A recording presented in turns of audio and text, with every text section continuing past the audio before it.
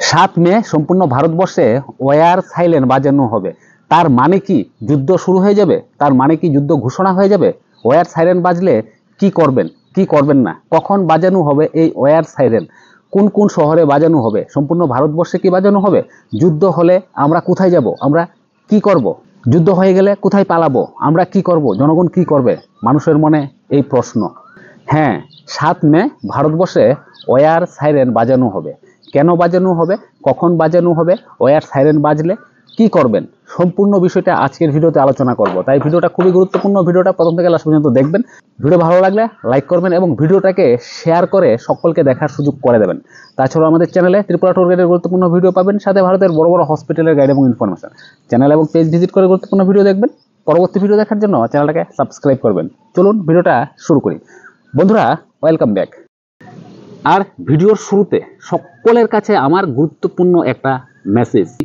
যদি কোনো সময় দেখেন যে ভারতীয় সেনাবাহিনী আসছে বিমান নিয়ে, বিভিন্ন রকমের অস্ত্রশস্ত্র নিয়ে, তাহলে এই বিষয়টাকে ভিডিও করে সোশ্যাল নেটওয়ার্কে ছাড়বেন না। আপনার যদি মনে সন্দেহ হয় তাহলে আপনার লোকাল থানায় এই ইনফরমেশনটা দেবেন। হয়তোবা দুষ্টরাও কিন্তু ভারতের সেনাবাহিনীর পোশাক পরে আসতে পারে, কিন্তু ভারতের সেনাবাহিনীর গতিবিধি যদি আপনি সোশ্যাল নেটওয়ার্কে দিয়ে দেন তাহলে কিন্তু দুষ্টরা ভারতীয় সেনাবাহিনীর গতিবিধি লক্ষ্য করে সেভাবে আক্রমণ করবে। তাই সকলের কাছে অনুরোধ, সেনাবাহিনীর কোনো রকমের মুভমেন্ট আপনারা ভিডিও করে সোশ্যাল নেটওয়ার্কে দেবেন না। এই মেসেজটা সকলে খেয়াল রাখবেন। 7 মে 2025 আমাদের ভারতীয় সরকারের তরফ থেকে একটা নোটিফিকেশন বের করা হয়েছে যে ওয়ার সাইরেন বাজানো হবে বিশেষ বিশেষ শহরে বা ভারতবর্ষের বিভিন্ন স্থানে। এই সাইরেনটা বাজানো হবে। এটা কেন বাজানো হবে? এই যে ওয়ার সাইরেনটা বাজানো হবে তার মানে কি যুদ্ধ? তার মানে কিন্তু যুদ্ধ না। তো আপনারা যারা এই ভিডিওটা দেখছেন, আপনারা অবশ্যই সম্পূর্ণ ভিডিও দেখার পরে আপনারা আপনাদের মতামত জানাবেন কমেন্টসের মাধ্যমে। করি এই সাইরেনটা কবে বাজানো হবে? 7 মে। এই সাইরেনটা বাজলে আপনারা আতঙ্কিত হবেন না। কোনো জরুরি পরিস্থিতির জন্য মক ড্রিল মানে সামরিক মহড়ার জন্য এটি বাজানো হয়ে থাকে। অর্থাৎ যুদ্ধের মতো পরিস্থিতি তৈরি হলে কি কি করা হবে তার প্রস্তুতি নেওয়ার এটি একটি অনুশীলন। তার আগেও কিন্তু আমরা আমাদের রাজ্যে বা বিভিন্ন জায়গায় এরকমের মক ড্রিল দেখেছি, যে আমরা দেখেছি সাইরেন বাজছে, ফায়ার সার্ভিস যাচ্ছে, অ্যাম্বুলেন্স যাচ্ছে, এরকমের ঘটনা কিন্তু আমরা আগেও দেখেছি। তাই ঘাবড়ানোর কোনো দরকার নেই। আর এই ভিডিওতে আমরা যে তথ্যগুলো দিচ্ছি সবগুলো তথ্য সোশ্যাল নেটওয়ার্ক থেকে কালেক্ট করা হয়েছে। এগুলো সত্যতা আমরা যাচাই করিনি। ভারতীয় কেন্দ্রীয় স্বরাষ্ট্র মন্ত্রকের তরফ থেকে একাধিক রাজ্যে এই নির্দেশ জারি করা হয়েছে। ওয়ার সাইরেনের অর্থ হলো সাধারণ মানুষকে যুদ্ধ বা বিমান হানার মতো পরিস্থিতি সম্পর্কে জানানো। 1971 সালে যুদ্ধের সময় প্রথম ভারত সরকার এমন একটি মক ড্রিলের নির্দেশ দিয়েছিলেন রাজ্যকে। এমন যখন পরিস্থিতি, তখন প্রত্যেকেরই জানা উচিত এই সাইরেন আসলে কি, এগুলো কোথায় লাগানো হয়, এগুলো কেমন শোনায়, কত দূর পর্যন্ত শোনা যায়।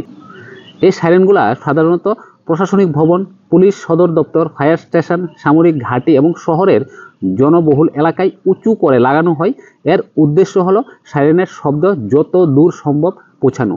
বিশেষ করে দিল্লি, নয়ডার মতো বড় বড় শহরগুলিতে সংবেদনশীল এলাকায় এগুলো স্থাপন করা যেতে পারে এবং ভারতবর্ষের প্রতিটা শহরেই কিন্তু এই সাইরেনটা ইনস্টল করা হতে পারে।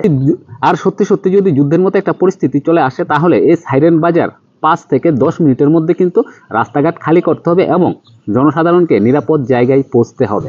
সো বন্ধুরা, এই যে ওয়ার সাইরেন বাজবে 7 তারিখ মানে বুধবার, তার মানে যে যুদ্ধ শুরু হয়ে গেছে তা কিন্তু না।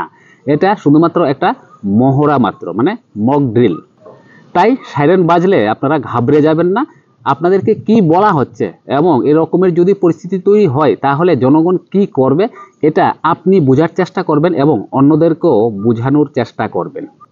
তাই ওয়ার সাইরেন বাজবে, সরকারের তরফ থেকে একটা ঘোষণা করা হয়েছে। তার মানে যে সকলে ঘাবড়ে যাচ্ছেন যে যুদ্ধ শুরু হয়ে যাবে বা যুদ্ধ শুরু হয়ে গেছে, তা কিন্তু না।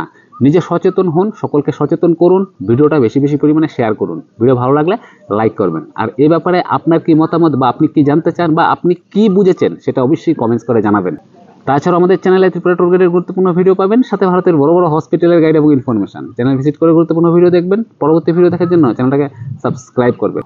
সো সম্পূর্ণ ভিডিওটা দেখার জন্য আপনাদেরকে অসংখ্য ধন্যবাদ। আবার দেখা হবে আপনার সাথে পরবর্তী একটা গুরুত্বপূর্ণ ভিডিওতে। পরবর্তী ভিডিও দেখার আমন্ত্রণ রইল। এই সবটার মধ্যে সকলে ভালো থাকবেন।